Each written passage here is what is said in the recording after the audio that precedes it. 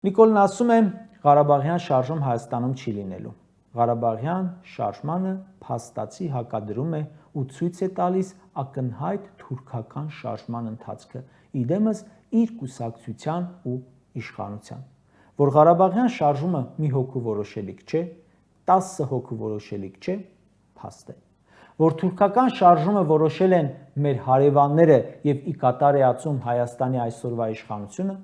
եւս փաստ է։ Հետևաբար, սա արհեստական օրակարգ է, որը մեր ազգի հետ որևէ կապ չունի, ի տարբերություն Ղարաբաղյան շարժման, որը անգամ սովետական իշխանությունը իր վերջին տարիներին չկարողացավ ոչ կպնել, ոչ կանխել,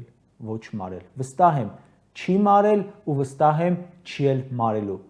չի էլ կանխվելու։ 100 հատ էլ Նիկոլ գնա գա, մեր ժողովուրդը իր տունը, հողը, ջուրը, հայրենիքն է պահանջելու ու այդ պայքարը շարունակվելու է, իսկ այս թուրքական շարժումը կանխել է պետք։